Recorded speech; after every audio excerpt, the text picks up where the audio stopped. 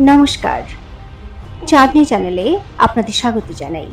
আজ আপনারা শুনছেন একটি অসাধারণ গল্প, রাজ মুকুট।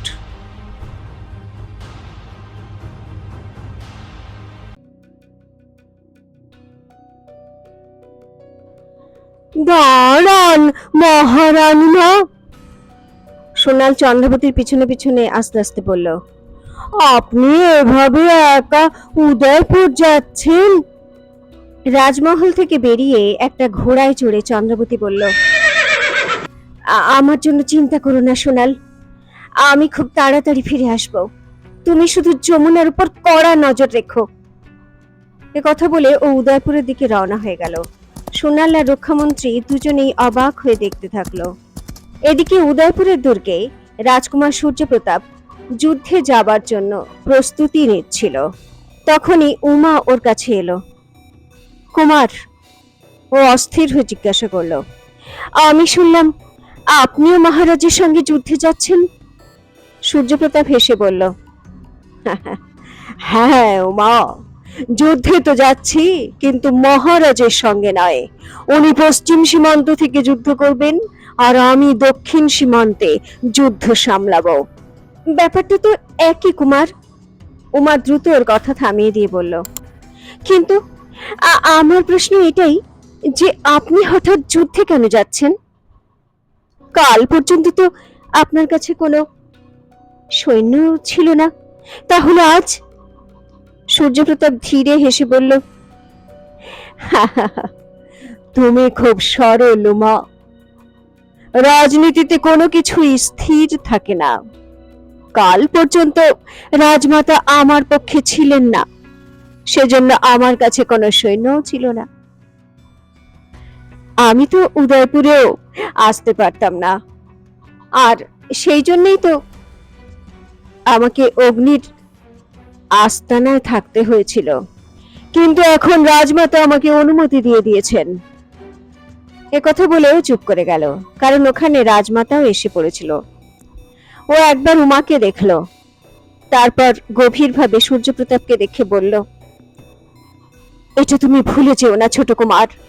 আমি তোমাকে যুদ্ধে যাওয়ার অনুমতি একটাই শর্তে দিয়েছি, যে তুমি শুধু নিজের দাদাকে সাহায্য করবে, আর সেজন্য আমি বিশেষ করে তোমার সঙ্গে কৃষ্ণগড়ের সেনাবাহিনী দক্ষিণ সীমান্তে পাঠাচ্ছি। একথা শুনে সূর্যপ্রতাপ দাপটের সঙ্গে হেসে বলল, হা, আপনি আমার উপর সন্দেহ কেন করছেন মা? আমি তো আপনাকে কথাই দিয়েছি যে আমি বিক্রমগড়ের শত্রুদের সমূলে ধ্বংস করে দেব।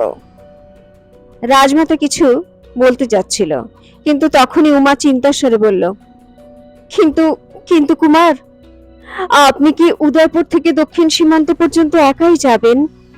আপনার কাছে এখানে কোনো সেনাবাহিনীই তো নেই, শুধু দুর্গের রক্ষা করার জন্য কয়েকজন সৈন্য মাত্র। একথা শুনে গার্গীও চিন্তিত হয়ে সূর্যপ্রতাপের দিকে তাকালো। আপনারা দুজনে একটু চিন্তা করবেন না মা। সূর্যপ্রতাপ রহস্যময় হাসি হেসে বলল, আমার বিশ্বস্ত সর্দার রতন সিং নিজের এক সৈন্য দল নিয়ে এখনই এখানে এসে পড়বে। আমি ওর সঙ্গেই দক্ষিণ সীমান্তে পাড়ি দেব। ওর কথা শেষ হওয়ার আগেই চন্দ্রবতীর উচ্চ কণ্ঠস্বর শোনা গেল, না কুমার, এরকম ভুল কখনোই করবে না তুমি। সবাই চমকে উঠল। মহারানী মা? সূর্যপ্রতাপ অবাক হয়ে বলল, আপনি হঠাৎ এখানে? আমার কাছে বেশি সময় নেই কুমার। চন্দ্রবতী তাড়াতাড়ি বলল, তোমার ওই বিশ্বস্ত সর্দার রতন সিং তোমাকে আর তোমার সব সৈন্যদের মেরে ফেলতে চায়। ও নিজের সৈন্যদের নিয়ে দুর্গে আসছে। তোমরা দ্রুত এখান থেকে বেরিয়ে যাও। একথা শুনে সূর্যপ্রতাপ অবাক হয়ে গেল। গার্গী চিন্তার স্বরে জিজ্ঞাসা করল, এসব তোমাকে কে বলল চন্দ্রাবতী? হয়তো তুমি কোনো ভুল খবর পেয়ে থাকবে। তখনই দুর্গের বাইরে একটা আওয়াজ শোনা গেল। কেউ কিছু বোঝার আগেই একজন সৈন্য দৌড়ে এসে বলল, কুমার, কুমার, দুর্গে আক্রমণ হয়েছে। অনেকগুলো ঘোড়সওয়ার আক্রমণ করেছে। একথা শুনে গার্গী এবং সূর্যপ্রতাপ একেবারে অবাক হয়ে গেল। ওদের তো হুঁশই উড়ে গেল। এরা রতন সিং এরই সৈন্য কুমার। চন্দ্রবতী তাড়াতাড়ি বলল, রাজমাতা, আপনি নিজের ঘরে যান। কুমার, দ্রুত আক্রমণ করো, আমাদের এক্ষুনি মোকাবিলা করতেই হবে। তখনই বাইরের আওয়াজ আরো কাছে আসতে লাগলো। চন্দ্রবতী রাজকুমার সূর্যপ্রতাপকে নিয়ে দ্রুত বাইরের দিকে এগোলো। উমা রাজমাতাকে ওর ঘরের দিকে নিয়ে যেতে লাগলো। ভেঙে ফেল দরজা, পুরো দুর্গে আগুন লাগিয়ে দে। চিৎকার করতে করতে আক্রমণকারীরা দুর্গের দরজা ভাঙার চেষ্টা করতে লাগলো। সূর্যপ্রতাপের সৈন্য ওদের মোকাবিলার জন্য অনেক কম ছিল, সেজন্য আক্রমণকারীদের ভিতরে প্রবেশ করতে বেশিক্ষণ লাগলো না। পুরো দুর্গে ফুটোপুটি দৌড়াদৌড়ি শুরু হয়ে গেল।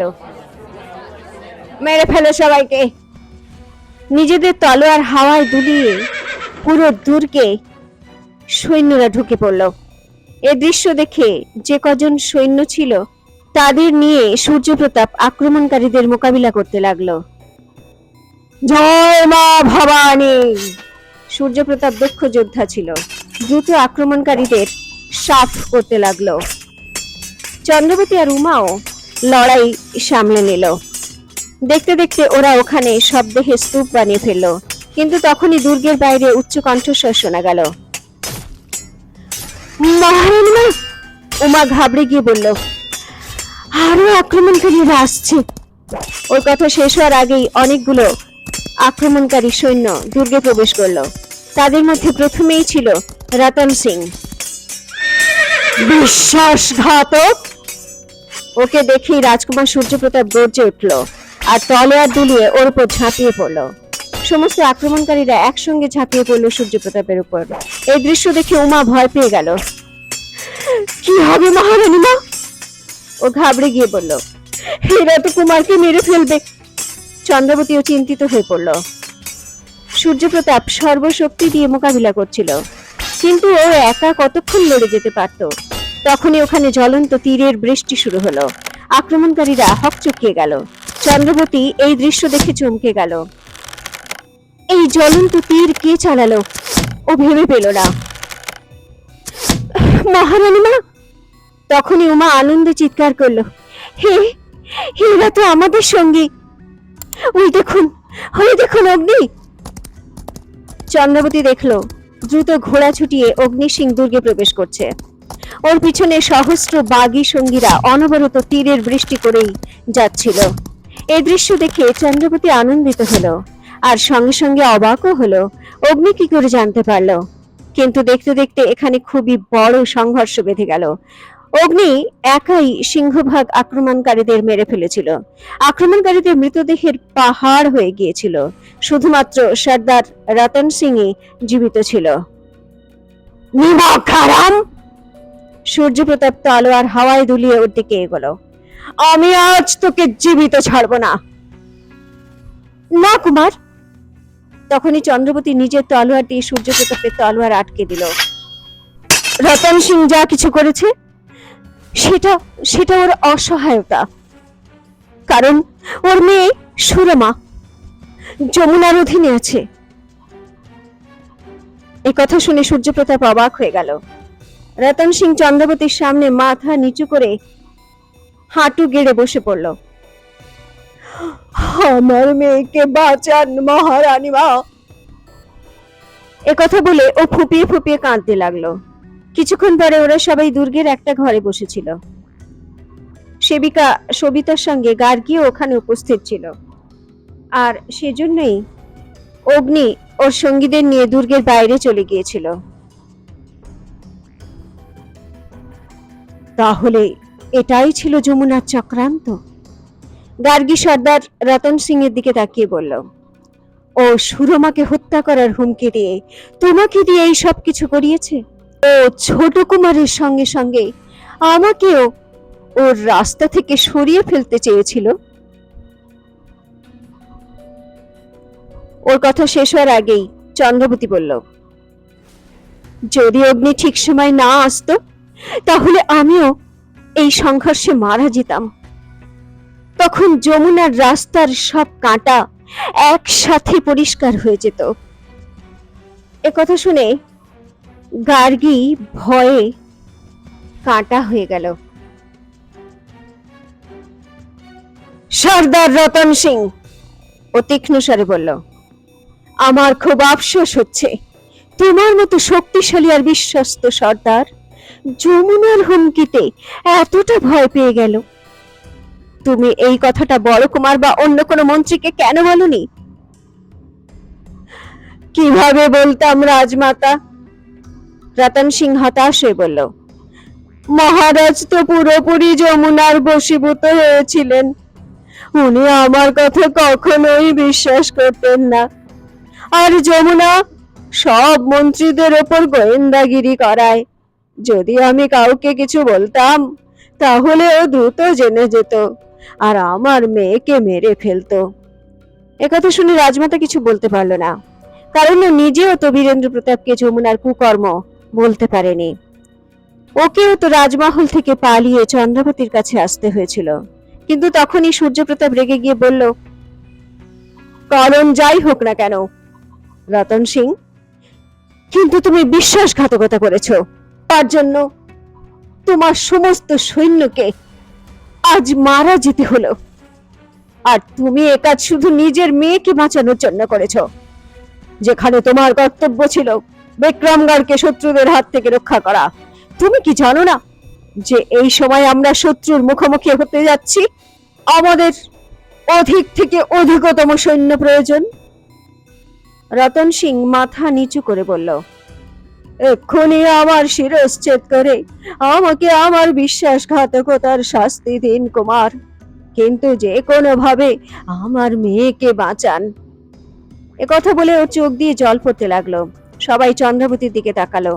একমাত্র ওই কোনো পথের সন্ধান দিতে পারে। চিন্তা করো না, চন্দ্রাবতী রতন সিংকে সান্ত্বনা দিয়ে বলল, সুরমাকে আমি ওই যাযাবরীর হাত থেকে মুক্ত করবই, কিন্তু এখন তোমাকে নিজের বিশ্বস্ততা প্রমাণ করতে হবে। তুমি দ্রুত অন্যান্য রিয়াসতের সর্দারদের সঙ্গে যোগাযোগ করে ওদের সেনাবাহিনীর একজোট করো, যাতে কুমার সূর্যপ্রতাপ যুদ্ধের জন্য যাত্রা করতে পারে। রতন সিং মাথা নিচু করে আগে হ্যাঁ মহারানী মা বলে ওখান থেকে চলে গেল। গার্গী চন্দ্রবতীকে জিজ্ঞাসা করলো, কিন্তু তুমি যমুনার এই চক্রান্ত সম্পর্কে কি করে জানতে পারলে? ও কি তোমাকে নিজে বলেছে? চন্দ্রবতী হেসে বলল, হাকি না রাজমাতা, ও তো বরং আমাকে নানাভাবে বিভ্রান্ত করার চেষ্টা করেছে। ও তো সব দোষ আপনার উপর দিয়ে দিয়েছে, কিন্তু ও একটা ভুল করেছে। ও আপনার সঙ্গে কুমার সূর্যপ্রতাপকেও রাস্তা থেকে সরানোর কথা বলেছে। তখন আমার আপনার বলা সেই কথা মনে পড়ে গেল, যখন আপনি যমুনাকে ধ্বংসস্তূপের সুড়ঙ্গ পথে হাতে নাতে ধরেছিলেন। তখন ও সুরমাকে বলছিল যে ওর খুব কাজের লোক, সেজন্য ওকে জীবিত রাখবে। তারপর রক্ষামন্ত্রী বলল, সুরমার বাবা রতন সিং কুমার সূর্যপ্রতাপের পক্ষ নিয়ে যুদ্ধ লড়তে যাচ্ছে। তখন আমার সন্দেহ হলো, আর আমি দ্রুত আপনাকে সাবধান করতে এখানে চলে এলাম। চন্দ্রবতীর এরকম দূরদর্শী চিন্তা ভাবনায় যেখানে সূর্যপ্রতাপ আর উমা দুজনে স্তম্ভিত হয়ে গেল, সেখানে গার্গী চন্দ্রবতীর প্রশংসা করে বলে উঠল, তুমি আমার ভরসার মর্যাদা রেখেছ চন্দ্রাবতী। ও চন্দ্রবতীর প্রশংসা করে আরো বলল, এরপর কি করণীয় বলো? চন্দ্রবতী গভীর শ্বাস নিয়ে বলল,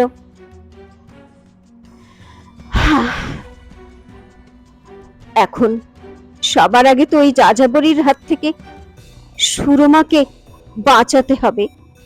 আপনি এক্ষুনি আমার সঙ্গে রাজমহলে চলুন। এরপর চন্দ্রবতী দুর্গের বাইরে ওর জন্য অপেক্ষারত অগ্নির কাছে গেল। চন্দ্রবতী হেসে বলল, তুমি প্রতিবার কিভাবে জানতে পারো যে আমি কোনো সমস্যায় পড়েছি? অগ্নিও হেসে বলল, হা হা, বিপদে পড়া যদি তোমার চরিত্রই হয়ে থাকে, তাহলে তোমার ওপর সর্বক্ষণ নজর রাখা আমারও অভ্যাস হয়ে গেছে। তোমার দেহরক্ষী হয়েছি আমি, চিরকালের জন্য। চন্দ্রবতীর মন খুশিতে ভরে গেল যে অগ্নি সবসময় ওর আশেপাশেই থাকে। ঠিক আছে, তোমার সঙ্গে শীঘ্রই দেখা করতে আসব। ও নিজের ঘোড়ায় চড়ে বসলো। ততদিন এখানে থেকে সূর্যপ্রতাপ আর উমাকে রক্ষা করো। জবাবে অগ্নি, জয় হুকুম মহারানী, বলল। তা শুনে চন্দ্রবতী খিলখিল করে হেসে উঠল। তারপর সেখান থেকে চলে গেল। রাজমাতা গার্গীর রথ ওর পিছনে রওনা দিল। সন্ধে নামার সঙ্গে সঙ্গে চন্দ্রবতী রাজমাতা আর সবিতার সঙ্গে রাজমহলে পৌঁছে গেল। আপনি আপনার ঘরে বিশ্রাম করুন, ও রাজমাতাকে বলল। আমি ওই যাযাবরীর খবর নিয়ে আসছি। ও দ্রুত পায়ে হেঁটে নিজের মহলে পৌঁছলো। ওখানে একটা ঘরে যমুনাকে নজরবন্দি করে রাখা হয়েছিল।